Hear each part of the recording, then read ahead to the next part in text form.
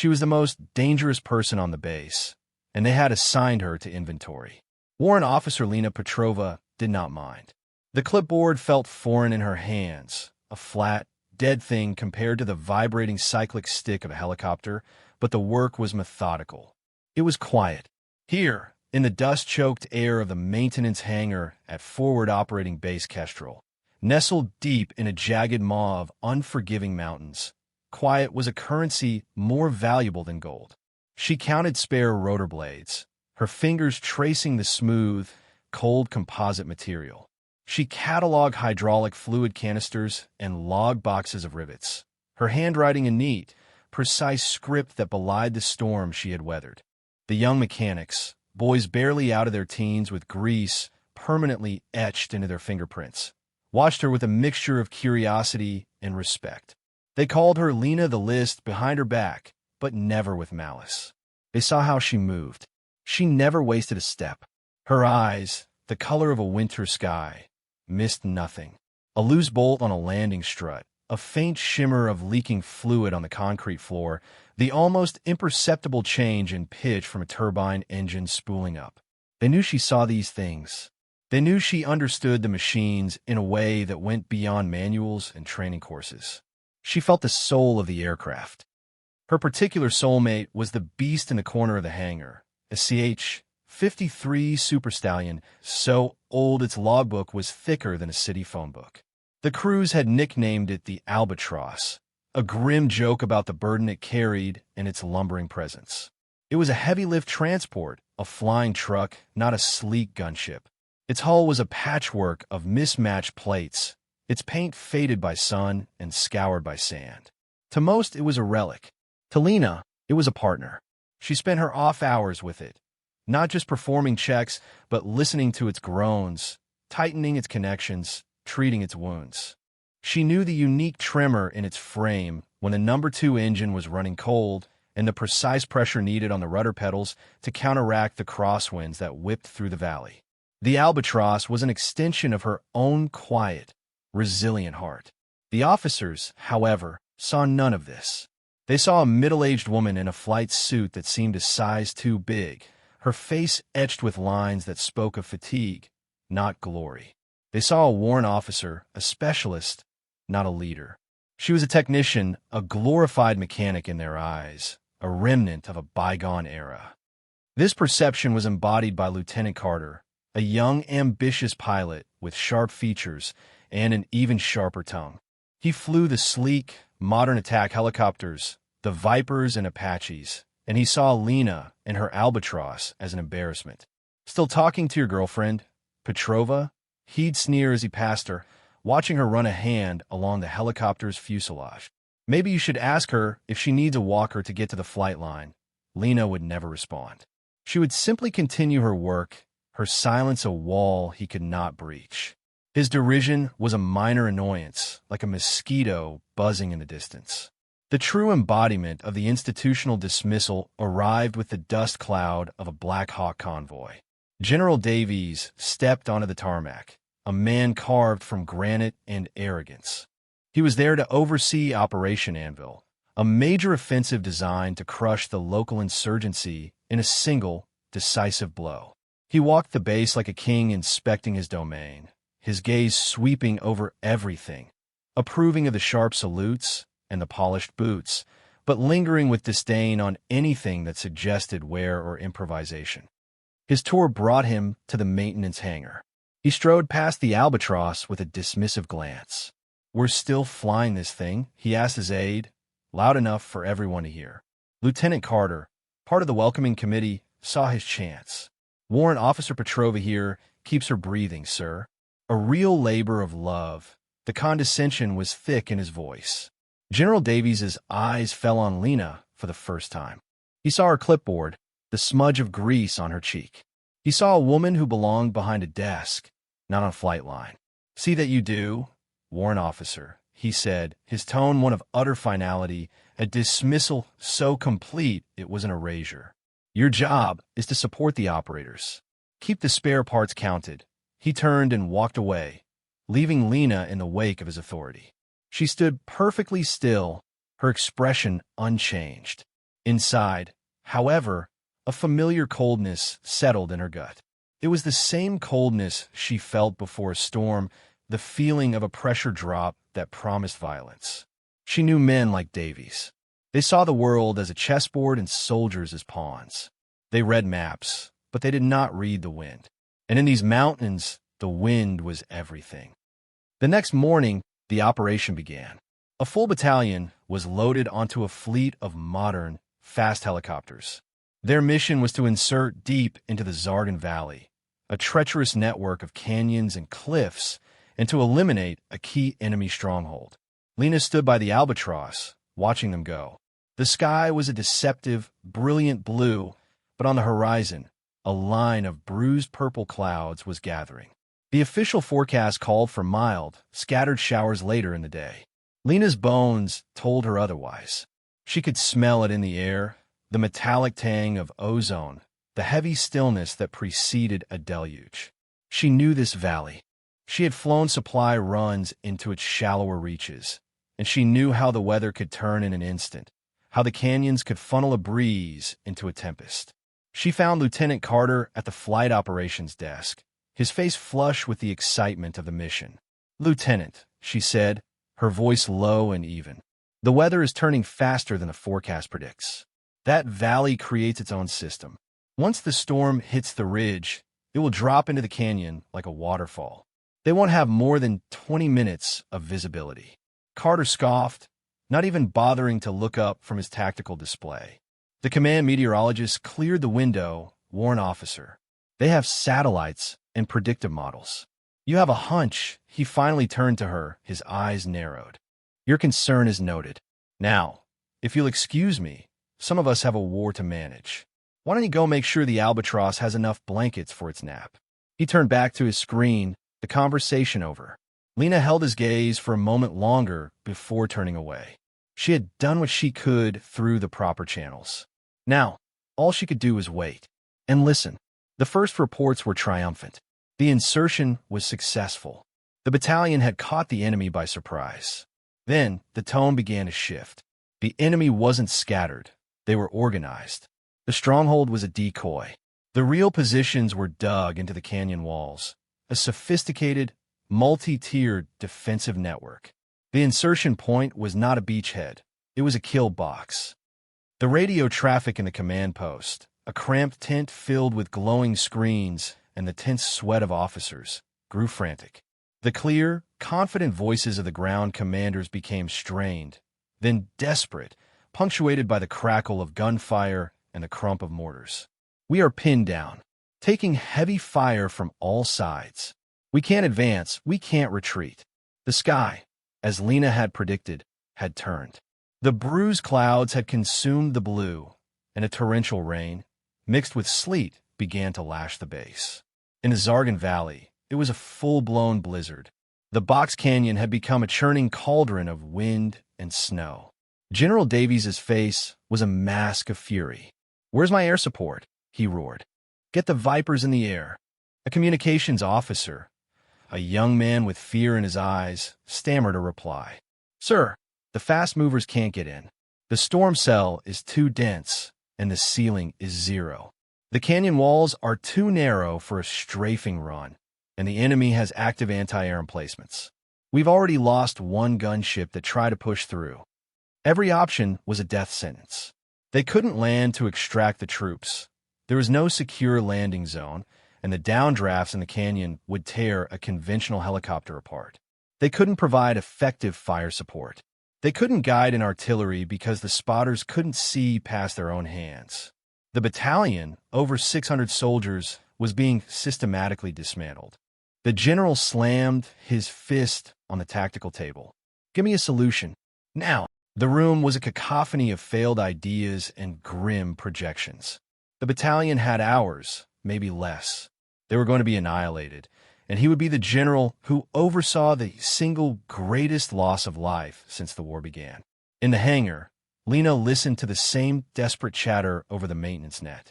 She heard the name of the pinned-down commander, Colonel Matthews, and a cold dread, colder than the wind outside, washed over her. She knew him. They had served together long ago, in a different life, a different war. She closed her eyes, picturing the map of the Zargan Valley she had studied for years. She saw the river that snaked through the canyon floor. She saw the thermal drafts created by the storm hitting the rock faces. She saw the blind spots, and she saw a path. A single, terrifyingly narrow path that only one pilot in one specific aircraft could even attempt. She walked out of the hangar and into the teeth of the storm. The wind tore at her, trying to push her back, but she moved through it with the steadfast momentum of a glacier. She walked into the command post, the automatic flap of the tent whipping shut behind her. The humid, frantic energy of the room washed over her. She was a ghost of calm in a sea of panic. She stood silently by the entrance, rain dripping from her hair onto the floor, until her stillness pierced the chaos. General Davies finally noticed her, a flicker of irritation crossing his face. "What do you want, warrant officer?" he snapped, his voice raw. "Can't you see we're in the middle of a crisis?" "We don't have time for inventory reports." Lena met his gaze. Her own was clear, unwavering, like the surface of a deep lake. "I can get them out," she said. Her voice was not loud, but it cut through the noise of the room like a surgeon's scalpel. A wave of disbelief and derision rippled through the assembled officers. Lieutenant Carter let out a short, incredulous laugh. "With what? That flying museum piece? You'd be torn to shreds before you even enter the canyon. It's suicide." General Davies stared at her, his expression a mixture of anger and exhaustion. "This is a combat operation, warrant officer, not a supply run. I appreciate your spirit, but you're not qualified for this. Stay back. Let the real soldiers handle this." The words hung in the air, heavy and dismissive. Lena did not flinch. She did not raise her voice. She simply walked forward, past the stunned junior officers, and placed her hand on the edge of the massive tactical map table. She pointed to a winding blue line at the bottom of the Zargan Valley. "Everyone is thinking about attacking from the top down. That's what the enemy expects. It's what our doctrine dictates." Her finger traced the path of the river. "But the storm has created a unique atmospheric condition, a temperature inversion. The air directly over the river is 5 degrees warmer than the air just 50 feet above it. It creates a stable tunnel of air. A corridor." She looked up, her gaze sweeping across the faces of the men who had dismissed her. "You can't fly a jet through it. It's too fast. You can't fly a modern helicopter through it. Their flight computers will fight the turbulence at the edges. But the Albatross, she's an old beast, all manual controls. She will go exactly where I tell her to go." She then pointed to 3 red markers on the map, indicating the known anti-air nests. "Your intelligence is wrong. There are not 3 emplacements. There are 4. The 4th is here," she said, tapping a seemingly insignificant ridge. "But they're all positioned to fire upwards. They have a 40-degree vertical blind spot beneath them. If I fly nap of the earth, using the river as my guide, I will be inside that blind spot. They will hear me before they see me, and by the time they can depress their guns, I'll be gone." A profound silence fell over the command post. Lieutenant Carter stared at the map, then at Lena. Her knowledge was too specific, too certain. It wasn't a theory, it was a memory. General Davies looked at her, truly looked at her, for the first time. The quiet logistics officer was gone. In her place was a warrior of unnerving confidence. He had no other options. His battalion was dying. His career was over. This strange, quiet woman was offering the impossible, but it was the only offer he had. He swallowed his pride, the act visibly painful. "Who's your crew?" he asked, his voice now raspy, stripped of its earlier arrogance. "My 2 crew chiefs, Sergeant Evans and Corporal Miller," Lena replied. "They know the aircraft, and I'll need a co-pilot." Carter, pale and shaken, stepped forward. "I'll go." Lena looked at him, her gaze assessing. "You know the systems, but can you follow orders without question?" Carter nodded, humbled. "Yes, ma'am." Davies gave a single, curt nod. "You have 1 chance, Petrova." 1 inch. Lena turned to leave, her mission approved. As she pulled on her flight gloves near the tent's exit, the sleeve of her flight suit rode up her forearm. For a brief moment, a small, faded tattoo was visible on the inside of her wrist. It was a stylized blackbird, a raven, captured in a silent, stooping dive. Carter saw it. A piece of a half-forgotten legend, a story they told in flight school about a ghost unit from the old wars, clicked into place in his mind. A pilot who could fly anywhere, who pulled miracles out of thin air. He couldn't remember the name of the unit, only the call sign of its most famous pilot, a name whispered with awe and disbelief. The Albatross roared to life, its massive rotors beating back the storm. Inside the cockpit, the world was a maelstrom of noise and vibration. Lieutenant Carter sat in the co-pilot's seat, his hands gripping his harness, his knuckles white. He was a good pilot, one of the best, but this was something else entirely. This wasn't flying, it was madness. Lena, however, was an island of pure calm. Her hands on the cyclic and collective were fluid and steady, her feet on the rudder pedals making constant, minute adjustments. She wasn't fighting the storm. She was dancing with it, using its own violent energy to her advantage. "Call out the radar altitude," she said to Carter, her voice perfectly even over the intercom. Every 200 feet on the way down, he could barely manage a nod, his eyes locked on the swirling chaos outside. They descended into the mouth of the Zargan Valley, and the world dissolved into a blur of gray rock and white snow. Lena pushed the nose down, following the contour of the land, dropping below the enemy's radar coverage. The river appeared below them, a churning, angry ribbon of brown water. She leveled out, just feet above it, the rotor wash whipping the surface into a frenzy. 50 feet, Carter choked out, his voice tight with terror. "This is insane." "She can handle it," Lena replied, and Carter realized she was talking about the helicopter. The Albatross groaned and shuddered, protesting the brutal punishment, but it held true. They were in the tunnel, a corridor of slightly calmer air, just as she had said. The rock walls of the canyon were a stone's throw from their rotor tips on either side. Red tracer fire suddenly erupted from the cliffs above, arcing harmlessly over their heads. The enemy was firing blind, spraying into the storm, unable to see the behemoth flying directly underneath them.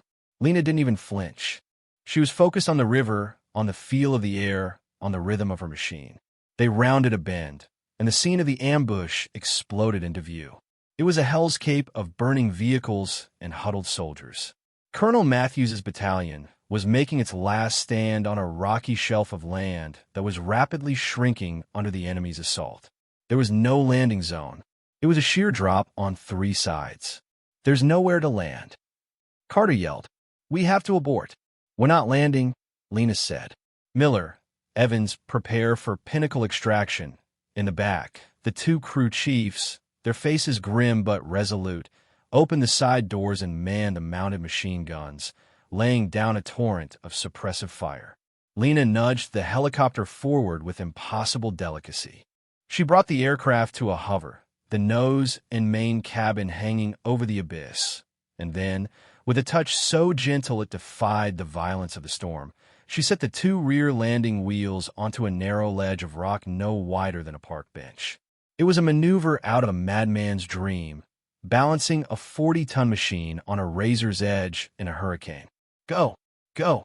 Go!" the crew chief screamed. Soldiers, wounded and weary, scrambled from their cover and piled into the cavernous belly of the Albatross. The helicopter bucked and swayed, threatening to pitch over into the canyon. But Lena held it steady, her entire being focused on the single point of contact between her wheels and the rock. When they had the first load, she smoothly lifted off, the aircraft groaning under the added weight. She didn't fly out of the canyon.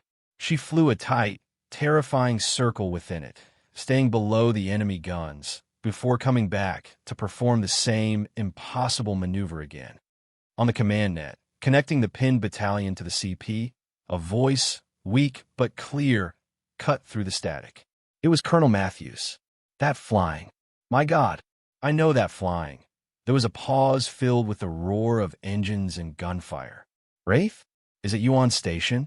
Angel 6, this is Ghost Lead, is call sign Wraith in the air." The name echoed like a thunderclap in the command post. "Wraith. A phantom. A pilot from the Special Operations Ghost Wing, a unit so secret most people thought it was a myth. They were the pilots who flew the blackest of missions, the ones that were never spoken of. They were legends whispered about in bars and briefing rooms. General Davies turned to his intelligence officer, his face ashen. "Ghost Wing," the officer whispered back, his fingers flying across a keyboard. "Most of their records are sealed or deleted. Wraith was their top pilot. Disappeared after the Narian campaign a decade ago. Presumed killed in action." All eyes in the CP turned to the tactical screen, to the single, friendly icon of the Albatross, methodically plucking soldiers from the jaws of death. They were not watching a logistics officer. They were watching a ghost. Lena made 4 trips. For times she balanced her machine on the edge of oblivion. For times she filled its belly with wounded, desperate men.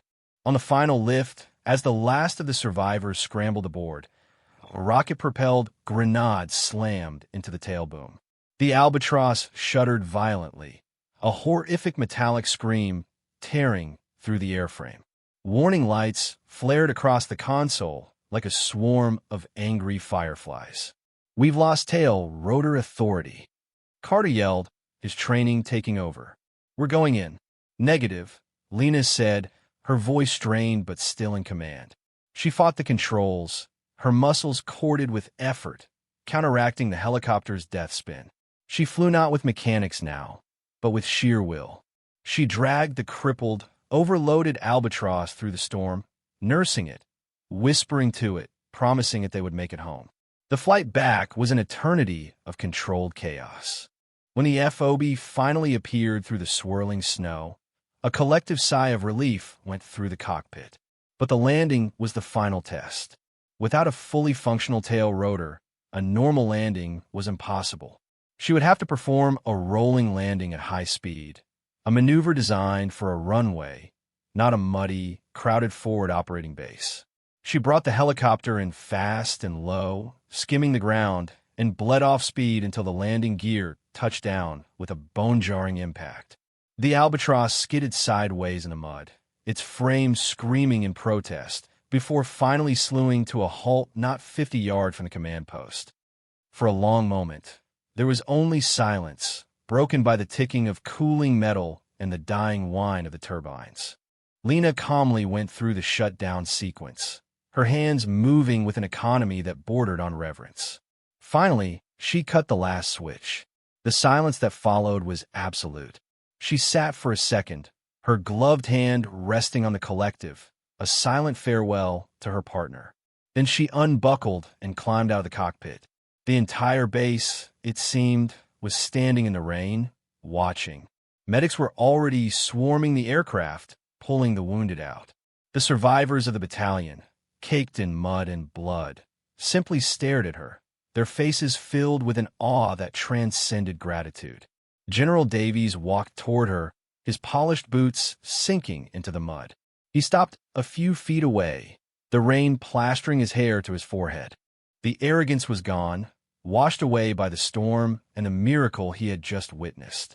He looked at the quiet woman in the worn flight suit, at the grease on her cheek, at the incredible, impossible machine she had flown.